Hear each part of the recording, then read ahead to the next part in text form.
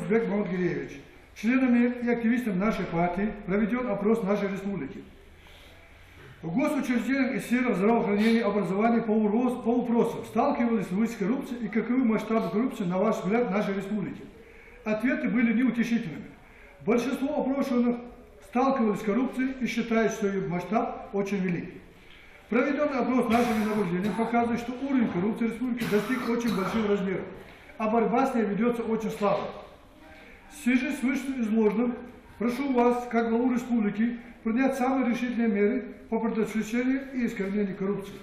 Наша партия будет вам в помощь в этом вопросе. Это обращение от региональной общероссийской политической партии «Народ против коррупции» адресовано главе республики Юнусбеку Евкурову с просьбой усилить борьбу со взяточничеством в регионе. Стоит отметить, что в последние годы в Ингушетии предпринимаются активные меры по противодействию этой напасти, совершенствованию нормотворческой и противоприменительной работы на республиканском, ведомственном и муниципальном уровнях. Эти меры, считает Беслан Илиев, действенны, но необходимо усилить работу в этом направлении, а сделать это необходимо сообща как власти, так и обществу. Мы надеемся заручиться поддержкой главы республики, так как вести такую борьбу, которую считают наши граждане почти невозможной. Заручившись его поддержкой, мы хотим начать эффективную работу по борьбе с коррупцией в нашей республике. Мы хотим выявить тех людей, кто занимается коррупцией вот этих мелких, скажем так, структурных ведомствах, и посмотреть, насколько большой масштаб происходит в нашей республике по этому вопросу. Коррупция – проблема, которая существует с незапамятных времен. Несмотря на то, что искоренить ее еще никому и нигде не удавалось, работа в этом направлении со всеми министерствами, ведомствами и властью на местах в Ингушетии ведется жестко. По словам председателя Совета тейпов при главе Ингушетии Исы Арчакова, они намерены в ближайшее время от слов перейти к действиям. Сталкиваясь с этими явлениями, мы на заседании Совета тейпов решили активизировать по силе своих возможностей работу. Мы создали рабочую группу. Начнем мы с Министерства образования. Потому что дети – это наше будущее, мы считаем, что это очень важно. Мы будем беседовать, даже не называя фамилии, с родителями, с детьми, с учителями. Как отмечает председатель Общественной палаты Республики Молотгирей Загиев, коррупция – это раковая опухоль, от которой необходимо избавиться как можно скорее. А сделать это возможно только называя конкретные факты и лица, дающие или берущие взятку. Загиев предлагает сразу несколько вариантов по борьбе с этим злом и надеется, что глава Ингушетии Юнусбек Евкуров поможет им в этой непростой борьбе.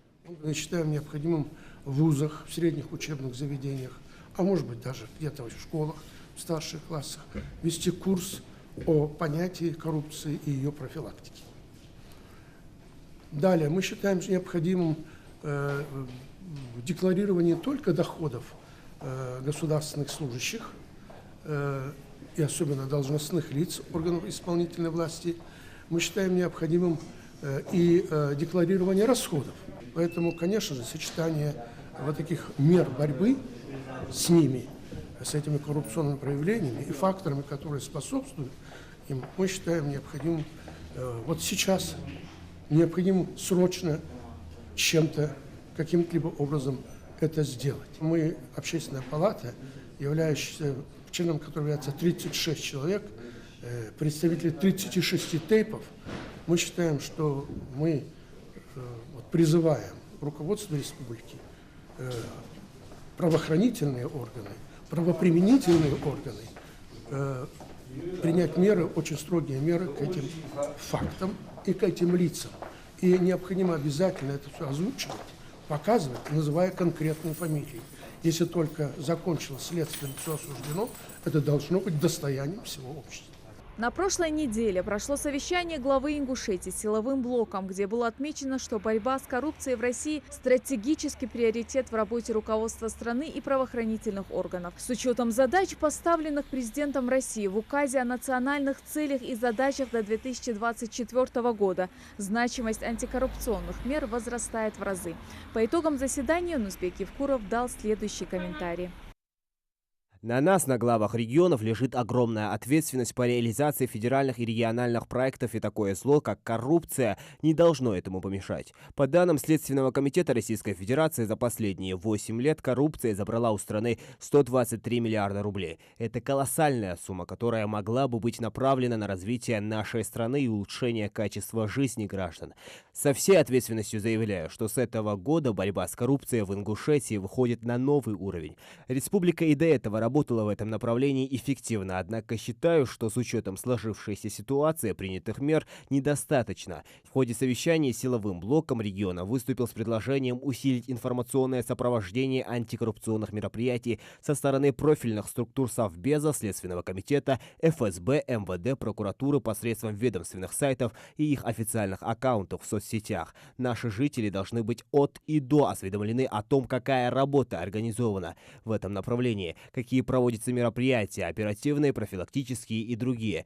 Также на сайтах этих ведомств обязательно должна быть налажена обратная связь с населением, чтобы каждый человек мог либо анонимно, либо не анонимно заявить о факте коррупции со стороны нарушения антикоррупционного законодательства в республике. Рассматриваться будут абсолютно все сообщения, если в ходе проверки факты заявителя подтвердятся, меры будут принимать незамедлительно. Жесткое наказание ожидает всех коррупционеров, независимо от статусов и должностей. Считаю, что параллельно с работой горячей линии, которая была ранее организована в Совбезе республики по вопросам противодействия коррупции в госорганах республики, эта работа даст двойной эффект. Также буквально на днях мной будет утвержден план противодействия коррупции до конца 2019 года, который будет согласован со всеми профильными ведомствами и далее принят к реализации. Следует напомнить, что нарушителей судят по 290 и 291 статьям Уголовного кодекса Российской Федерации, которые предусматривают лишение свободы вплоть до 15 лет со штрафом в размере до 7-кратной суммы взятки. Не стоит забывать и то, что человек, дающий взятку, такой же преступник, и посредничество во взяточничестве тоже карается законом. Светлана Томова, Майрбек Мержоев. Новости 24.